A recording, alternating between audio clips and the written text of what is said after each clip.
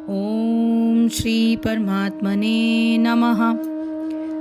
आरुरुक्षो मुनिर्योगं कर्म कारणमुच्यते। योगारूढस्य तस्यैव शमः कारणमुच्यते। आरुरुक्षो, जिससे अभी योग प्रारंभ किया है। मुने यानी मुनि की, योगम अष्टांग योग पद्धति, कर्म कारणम साधन, उच्चते कहलाता है। योग अष्टांग योग, आरूढ़स्य प्राप्त होने वाले का, तस्य उसका, एव निश्चय ही, शमः संपूर्ण भौतिक कार्यकलापों का त्याग, कारणम कारण उच्चते कहा जाता है। अष्टांग योग के नव साधक के लिए कर्म साधन कहलाता है और योग सिद्ध पुरुष के लिए समस्त भौतिक कार्यकलापों का परित्याग ही साधन कहा जाता है। तात्पर्य यह है कि परमेश्वर से युक्त होने की विधि योग कहलाती है। इसकी तुलना उस सीढ़ी से की जा सकती है जिससे सर्वोच्च आध्यात्मिक सिद्धि प्राप्त की जाती है।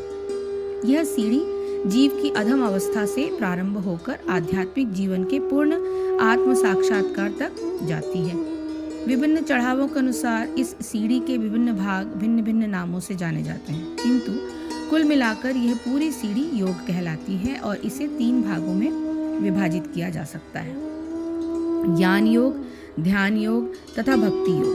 सीढ़ी के प्रारंभिक भाग को योगारूढ़ अवस्था और अंतिम भाग को योगारूढ़ कहा जाता है। जहाँ तक अष्टांग योग का संबंध है, विभिन्न यम नियमों तथा आसनों, जो कि प्राय शारीरिक मुद्राएं ही कहलाई जाती हैं, के द्वारा ध्यान में प्रविष्ट होने के लिए आरंभिक प्रयासों को सकाम कर्म माना जाता है। ऐसे कर्मों से पूर्ण मानसिक संतुलन प्राप्त होता है, जिससे इंद्रियां वश में होती हैं। जब मनुष्य पूर्ण ध्यान में सिद्धस्थ हो जाता है तो विचलित करने वाले समस्त मानसिक कार्य बंद हुए माने जाते हैं।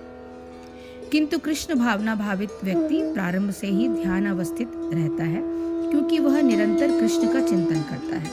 इस प्रकार कृष्ण की सेवा में सतत व्यस्त रहने के कारण उसके सारे भौतिक कार्यकलाप बंद हुए माने जाते हैं। योग अर्थात समत्व में आरूढ़ होने की इच्छा वाले मननशील योगी के लिए नियत कर्म अर्थात शास्त्र विहित कर्तव्य करना ही कारण कहा गया है।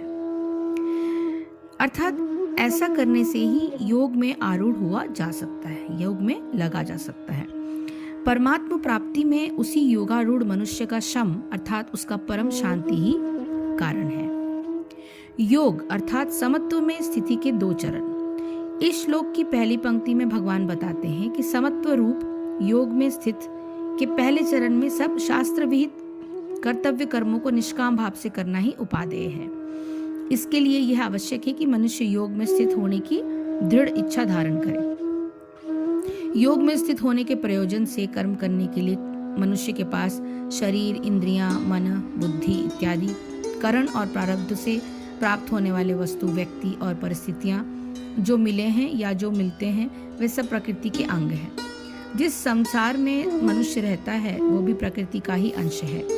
प्रकृति नित्य परिवर्तनशील है, जबकि मनुष्य का वास्तविक स्वरूप नित्य और अपरिवर्तनशील जीवात्मा का ही है। अतः प्रकृति के द्वारा जो कुछ भी शरीर आदि उसे मिला है, उसका उपयोग उसे संसार के हित में लगा देना चाहिए और ऐसा करना ही बुद्धिमानी है। जब तक वो ऐसा नहीं करता, तब तक उसे समत्व भाव की प्राप्ति नहीं हो सकती।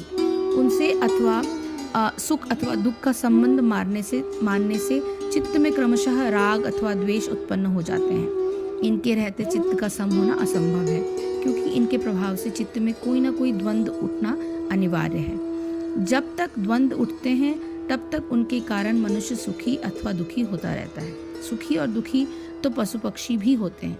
उनसे विलक्षण प्राणी मनुष्य को बुद्धि का संयोग प्राप्त है, जो पशु पक्षियों में नहीं है। उस बुद्धि के निश्चय से ही मनुष्य निर्द्वंद होकर समत्व की प्राप्ति कर सकता है, और ऐसा करना ही मनुष्य जीवन का वास्तविक उपयोग है। अन्यथा मनुष्य की पशु पक्षियों की भांति वो भी मनुष्य पशु पक्षियों की भांति सुख दुख भोगता हुआ उन्हीं योनियों को प्राप्त हो जाता है। इस श्लोक में भगवान बताते हैं कि इन परिवर्तनशील पदार्थों से दुख सुख का संबंध रखते हुए मनुष्य चाहे कितना ही साधन कर ले, समाधि लगा ले, पर्वत की कंदराओं में जाकर निवास करने लगे, उससे योग की प्राप्ति की आशा करना ऐसे ही व्यर्थ है जैसे कई छिद्र वाले पात्रों में दूध भरना। जैसे पहले बताया जा चुका है कि ज्ञान योग और कर्म योग साधना काल में पृथक पृथक हैं, किंतु उस काल में संकल्पों का त्याग करना दोनों के लिए ही आवश्यक है। योग अर्थात समत्व में स्थित रहने के दूसरे चरण में योगी को योगारूढ़ कहा जाता है। इस स्थिति में चित्त के सारे संकल्पों को शांत हो जाने के कारण जीवात्मा की जो आनंद रूपता है वो प्रतिक्षण प्रकट होती रहती है। इस स्थिति में चित्त की अखंड शांति ही नित्य व्याप्त रहती है। इसलिए योगारूढ़ मनुष्य का इस स्थिति में निरंतर बने रहना उसे परमात्म तत्व की प्राप्ति करा देता है। तो संबंध यह है कि योग में आरूढ़ पुरुष के लक्षण बताते हुए भगवान आगे के श्लोकों का वर्णन करेंगे। हरिओम तत्सत, हरिओम तत्सत, हरिओम तत्सत। जय श्री कृष्ण, जय गुरुदेव।